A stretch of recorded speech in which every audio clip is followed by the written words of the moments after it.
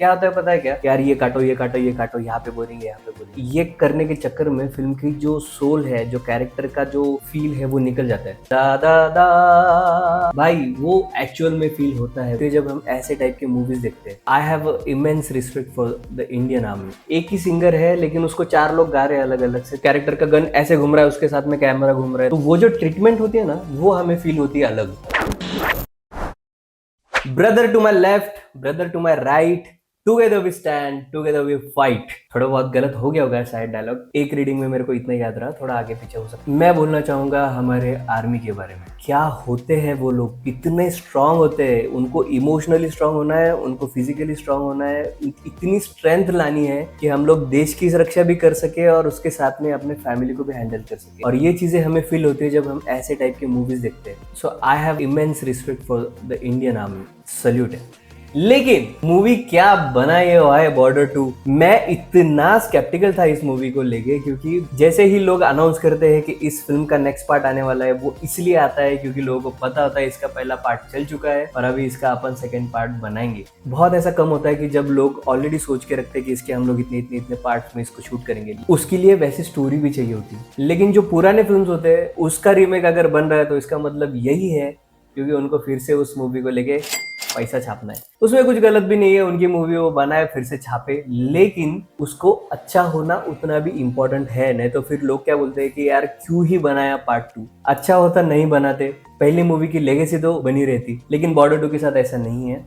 मेरे को personally border 2 बहुत अच्छी लगी है और स्पेशली मेरे को अच्छी लगी है वरुण धवन की एक्टिंग। क्योंकि क्या होता है पता है क्या, शुरुआती में अगर हम लोग बहुत गाली खा लेना, फिर वो जीरो एक्सपेक्टेशन सेट हो जाते हैं, फिर उसके बाद जब उनका काम होता है तो ऐसा लगता है कि वाह बहुत अच्छा काम किया है। मुझे पर्सनली वरुण धवन का काम इस फिल्म में बहुत अच्छा लगा है। जिस तरीके से उनका कैरेक्टर था, उन्होंने बहुत अच्छे से उस कैरेक्टर को निभाया है। तो मुझे फिल्म के बारे में क्या अच्छा लगा और क्या अच्छा नहीं लगा, तो सबसे पहले हम लोग बात करेंगे फिल्म के अच्छे पॉइंट्स के बारे में। तो जब गुड्स के बारे में बात करना जाए तो सबसे पहले याद आता है सनी देओल जी के बारे में। सनी देओल जी धर्मेंद्र जी का बेटा, ऐसा उन्होंने टाइटल में रखा है। और भाई Sunny Deol at his age, अभी उनकी जो भी एज है इस टाइम पे, तो इस एज में भी वो जिस लेवल की एक्शन कर रहे हैं, जिस लेवल का उनका कैरेक्टर उन्होंने निभाया है, क्या किया है सनी देओल पाजी। उनका जो आवाज है हम लोग गदर से उसके पहले से भी सुनते आ रहे हैं, वो आज भी फिल्म में वैसा ही फील होता है। हम ये वादा टूटने नहीं देंगे, जैसे वो शेर की तरह दहाड़ते कि हम ये जंग जीतेंगे, क्योंकि जंग हथियारों से नहीं, जो रथ से जीती जाती है। आज भी उनकी दहाड़ थिएटर में सुनाई देती है। तो ये फिल्म के लिए सनी पाजी और सनी पाजी के लिए फिल्म ये अलग हो ही नहीं सकती। तो सनी पाजी इस फिल्म के असल में हीरो है, असल में बॉर्डर फ्रेंचाइज के हीरो है। और दिलजीत जी, आपका नाम जो है वो एकदम परफेक्ट है, दिलजीत। भले ही हमारी तादाद कम हो सर, लेकिन ताकत किसी से कम नहीं है। ये आसमान हमारा है, हमारा ही रहेगा। आपने सच में हमारा दिल जीत लिया। आप कितने टैलेंटेड हो, आप एक सिंगर के साथ साथ इतने अच्छे एक्टर हो, कैसे कर लेते हो आप ये। मतलब दिलजीत पाजी का जो कैरेक्टर है वो फिल्म के अंदर इतना ऑथेंटिक फील होता है, कहीं पे भी ऐसा नहीं लगता कि यार ठीक ही है, कहीं भी ऐसा फील नहीं होता है कि यार क्या चल रहा है फिल्म में। उनका कैरेक्टर जो स्टोरी के अंदर इंपॉर्टेंस रखता है वो इतना अच्छे से रखता है। फर्स्ट हाफ में तो दिलजीत पाजी ने तो जो काम किया है, मजा ही आ गया उनको देखने के। अगर आपके बेटे को लॉन्च करना है, नेपोटिज्म जिसके बारे में हम लोग बात करते हैं, तो ऐसे लॉन्च करो कि वो लोगों को आदत पड़े उसको देखने की, जैसे सुनील शेट्टी के बेटे का किया है। उस कैरेक्टर को इतना स्मूथली उस फिल्म में रखा है कि उनका 19-20 कैरेक्टर भी चल जाता है, फर्क नहीं पड़ता है, क्योंकि बाकी के अच्छे एक्टर्स इतना अच्छा काम कर रहे हैं तो चल जाता है। भाई हर एक का परफॉर्मेंस इतना तगड़ा है फिल्म के अंदर कि कभी भी ऐसा फील नहीं होता है कि यार ये कैरेक्टर ठीक ही है या इस कैरेक्टर ने इतना अच्छा काम नहीं किया। सारे कैरेक्टर इतने ऑथेंटिक फील होते हैं जैसे वो कैरेक्टर होने चाहिए। इनके वाइफ के कैरेक्टर है, जैसे इनकी फैमिली के कैरेक्टर्स है, वो उतने ऑथेंटिक फील होते हैं, वैसे वो कैरेक्टर में उतरे हैं और ग्लैमर के चक्कर में कैरेक्टर्स की हवा नहीं निकाली है। जैसे वो बैक स्टोरी में जाते तो यूजुअली क्या होता है कि हमको थोड़ा बैक स्टोरी उतना कनेक्ट नहीं होता, लेकिन ये फिल्म की जो बैक स्टोरी उन्होंने रन की है और स्पेशली उनका जो ट्रेनिंग वाला पार्ट है, जैसे वो आर्मी के जो जवान है जैसे उनको ट्रेन किया जाता है और जैसे उनको उस पोस्ट पे लाया जाता है, तो वो देखने में मेरे को बहुत अच्छा लगा। और उसके साथ में फिल्म की जो लैंग्वेज है, फोर्सफुली सब कैरेक्टर्स को हिंदी में बोलो ऐसा नहीं। उनकी जो रीजनल लैंग्वेज है, जो उनकी ओन लैंग्वेज मदर टंग है, उस लैंग्वेज में ही वो कैरेक्टर बात करते हैं मोस्ट ऑफ द टाइम। तो वो फील होता है कि यार ये हाँ, ये ऑथेंटिसिटी उसकी वजह से फील होती है, बहुत इजीली समझ पड़ता है और फील भी होता है। क्या होता है पता है क्या, स्टोरी फास्ट करने की जगह पे यार ये काटो ये काटो ये काटो, यहाँ पे बोरिंग है यहाँ पे बोरिंग, ये करने के चक्कर में फिल्म की जो सोल है, जो कैरेक्टर का जो फील है वो निकल जाता है। लेकिन इस फिल्म ने वैसा नहीं किया है, उस कैरेक्टर को उतने अच्छे से एस्टेब्लिश किया है कि हमें वो फील होता है कि हाँ भाई ये कैरेक्टर है, वो ऐसा फील करता है, उसकी बैक स्टोरी ये है, इसलिए हमें फील होता है। अगर आप ये सारी चीजें गानो तो फिल्म बहुत खोखली हो जाती है। तो वही इंपॉर्टेंट है कि आप उस कैरेक्टर को आप अच्छे से एस्टेब्लिश करो, तब वो आपको फील होगा। और बीजीएम के बारे में अगर मैं बोलना चाहूँ, दा दा दा दा दा दा मेरी जान, भाई वो एक्चुअल में फील होता है। वो जो तगड़ा, वो जो रॉनेस है वो म्यूजिक का, वो फील होता है भाई वो टाइम पे। वो एक्चुअली लगता है कि ये एंथम टाइप चल रहा है।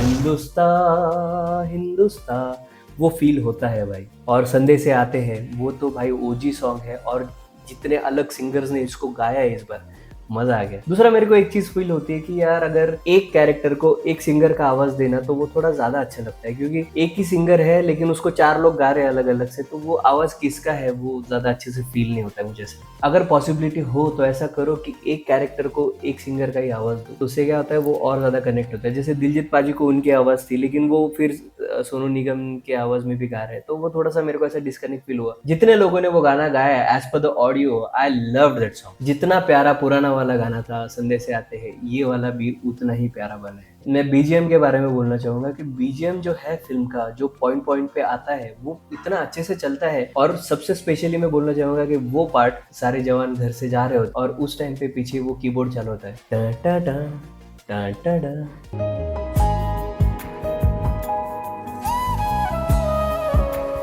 भाई वो गाना वो टाइम पे जो फील होता है, मुझे इतना अच्छा लगा कि उन्होंने वो गाना फिर से फिल्म में यूज किया है, और भाई फील हुआ भाई वो वहाँ पे, मजा आ गया। तो ये जब जवान सारे घर से निकल रहे होते हैं, जिस तरीके से उन्होंने वो दिखाया है भाई, मेरे को तो बहुत इमोशनल फील हुआ वो टाइम पे कि कितना मुश्किल होता है अपने फैमिली को।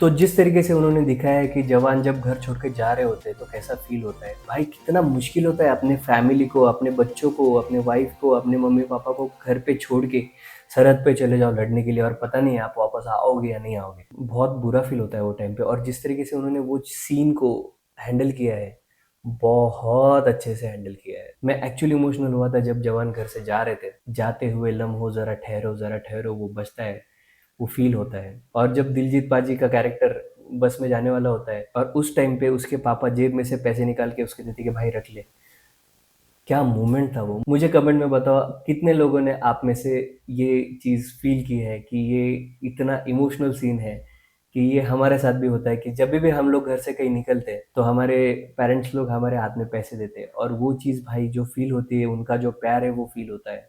उस टाइम पे फील होता है कि भाई दुनिया में कुछ भी हो जाए, आपके पेरेंट्स हमेशा आपके पीछे खड़े हैं, और वो बैक सपोर्ट जो फील होता है वो बहुत बड़ा होता है उस टाइम पे। और मैं बोलना चाहूंगा वॉर सीन के बारे में, क्योंकि फिल्म का जो फर्स्ट हाफ है वो इतना अच्छा है, इतना पकड़ के रखता है आपको, इतना एंटरटेन करता है, मजा आ जाता है। लेकिन जब सेकंड हाफ चालू होता है तो उसके बाद में जब हम लोग वॉर सीन की तरफ जा रहे होते हैं, तब पता चलता है कि यार शायद इनके पास थोड़ा और बजट होता है, या फिर और थोड़ा वो उस वॉर के ऊपर काम कर लेते तो मजा आ जाता है। क्योंकि एज कंसिडरिंग द बजट हमें बहुत लिमिटेशंस आ जाते हैं फिल्म को लेके, ये नहीं दिखा पाएंगे, वो नहीं दिखा पाएंगे। जैसे वो एयर जेट का उनका सीन है, जैसे वो सबमरीन वाला सीन है, पानी के अंदर जो वॉर होता है, जो हवा के अंदर वॉर होता है, और जो लैंड पे वॉर होता है, वो तीनों उन्होंने दिखाने का ट्राई किया है। अगर वो तीनों अगर साथ में दिखाते, जैसे उन्होंने पहले पानी वाला दिखाया, फिर एयर वाला दिखाया, और फिर उन दोनों कैरेक्टर को वहीं पे फिनिश करके वरुण धवन वाले वो लैंड आर्मी वाले कैरेक्टर्स पे ज्यादा फोकस किया है, तो मुझे ऐसा लगा कि अगर वो उनको साइमल्टेनियसली दिखाते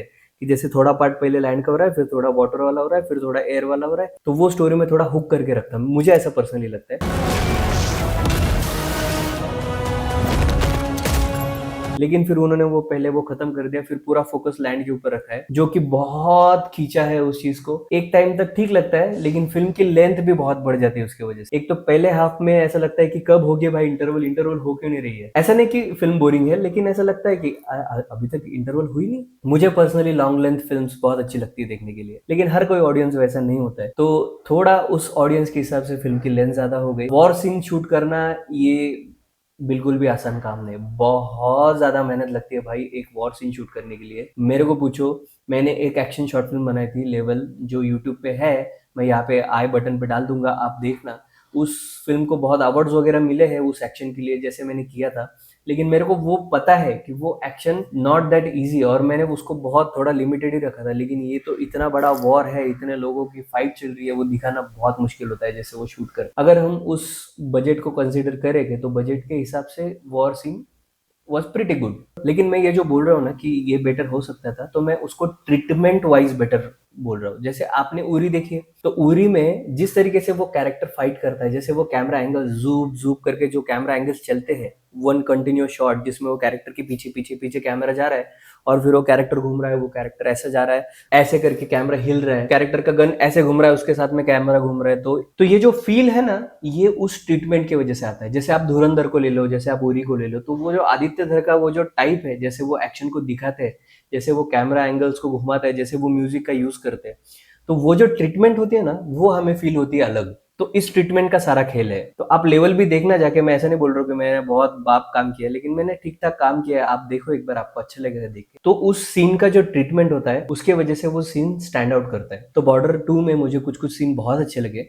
लेकिन मुझे ऐसा लगा कि just treatment wise may be थोड़ा बेटर हो सकता था, दैट्स इट। और क्रिस्प होती है एडिट में तो मजा आ जाता है। मुझे ऐसा लगा कि फिल्म का एडिट थोड़ा ठीक ठाक था, क्योंकि फिल्म का एडिट बहुत इंपॉर्टेंट होता है फिल्म को क्रिस्प बनाने में। तो आप अगर कुछ कुछ कट्स है वो थोड़े और क्रिस्प हो जाते, कुछ कुछ पार्ट नहीं भी होता, तो फिल्म और अच्छी हो सकती थी। मुझे ऐसा लगता है कि वो ऑडियंस को थोड़ा और देर तक पकड़ के रख सकती थी, क्योंकि एंड में क्या हो जाता है पता है क्या, एंड क्रेडिट्स चालू हो जाते फिर भी फिल्म चल रही है, क्योंकि उनके पास उतना टाइम ही नहीं था कि वो दिखा पाए। और जैसे एंड क्रेडिट चालू होते लोग उठ के चलना चालू कर देते। थोड़ा बहुत और अच्छे से अगर एडिट होती फिल्म तो मजा आ जाता देखने। लेकिन ठीक है, ज्यादा कुछ प्रॉब्लम है नहीं। सो दैट्स इट, इतना ही था इस फिल्म के बारे में। मुझे बहुत अच्छी लगी, आपको कैसी लगी मुझे कमेंट सेक्शन में बताना, और किस मूवीज की रिव्यूज आप देखना चाहोगे मुझे कमेंट सेक्शन में जरूर बताना।